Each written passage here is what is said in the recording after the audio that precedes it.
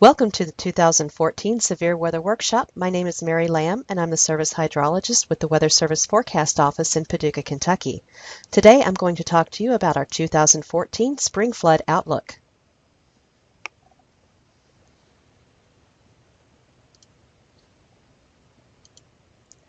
This is a classic case of what not to do.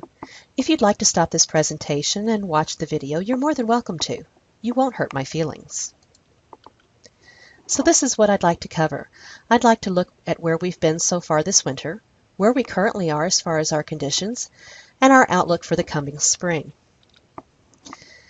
This is a map depicting the precipitation that fell during the winter months, which is defined as December through February. You can see that most of the heavier precipitation fell across the Ohio, Tennessee, and Cumberland valleys. This is the percent of normal precipitation for that same time period. You can see that the upper Mississippi Valley into the Midwest received below normal precipitation, while in our areas we were fairly close to normal.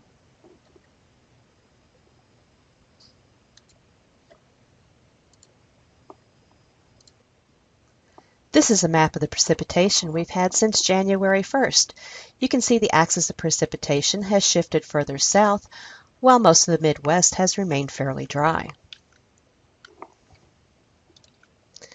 This is the percent of normal since January 1st, and again you can see that much of the Midwest and even now into the Ohio Valley has received below normal precipitation.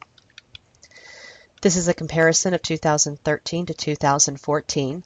Again, most of the Midwest in 2013 into the South received normal to above normal precipitation, while this year that same area has received normal to below normal precipitation. So we're starting off the spring in a fairly different place. Here are two maps comparing the snow water equivalent from 2013 to 2014. You can see in 2013 there was a very extensive snowpack across the upper Midwest with snow water equivalents of 2 to 8 inches of liquid. The bottom picture shows a much less snowpack across the upper Midwest, with still some amounts of 2 to 4 inches of liquid water and in some cases up to 6 inches. You can also see a fairly exaggerated depiction of the snow and sleet event that we had this past event.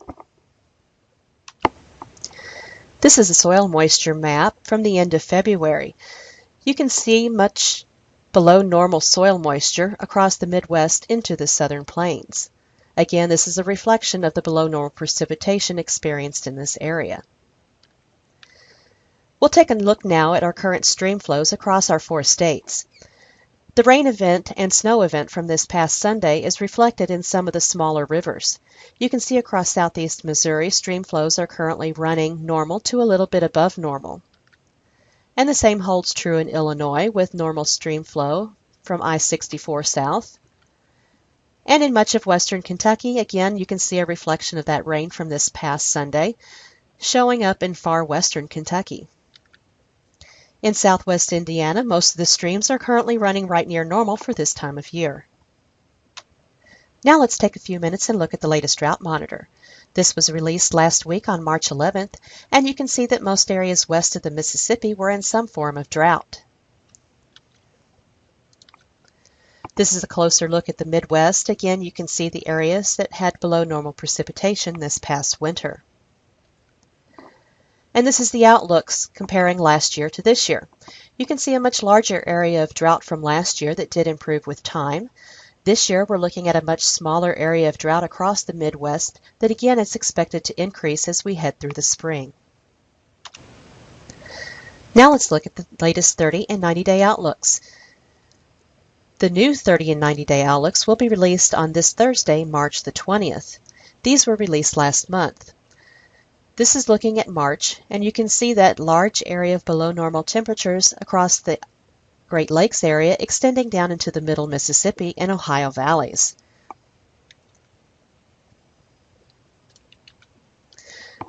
This was the outlook for March for precipitation, and again they were expecting below normal precipitation across the upper Midwest.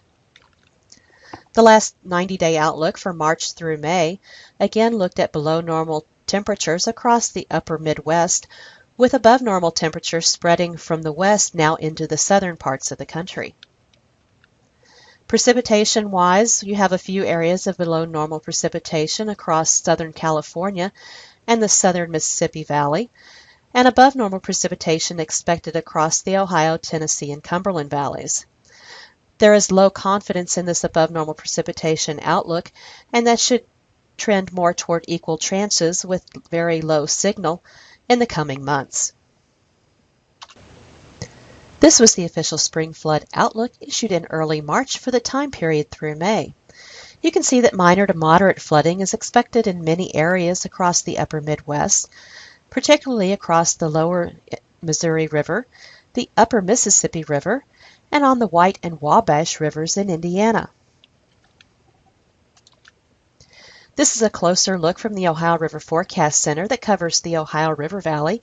Again, you can see those areas along the White and Wabash Rivers that are expecting minor to moderate flooding this spring.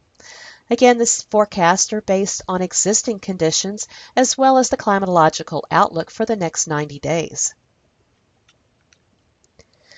This is a closer look at the upper Mississippi River. This forecast was issued by the North Central River Forecast Center, and again you can see a lot of minor to moderate flooding expected across the upper Mississippi River and much of its tributaries, especially across northern Illinois. This is the forecast from the Lower Mississippi River Forecast Center covering the lower Mississippi Valley, and not a whole lot in our area is expected in the way of flooding this spring. I had planned to do a demonstration of our AHAPS pages at the Severe Weather Workshop and show you some of the latest updates and neat things that have come along recently, but our latest update is still on hold. While there are only some minor changes coming, some are really nice, such as the auto update feature. So if you have a hydrograph on display that you're interested in, that hydrograph should update every 15 minutes for you without having to hit the refresh button.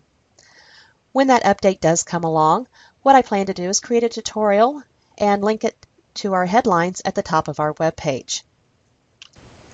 Thank you for watching this presentation on a 2014 Spring Flood Outlook. If you have any questions, please do not hesitate to email me at mary.lamb@noaa.gov. Thank you.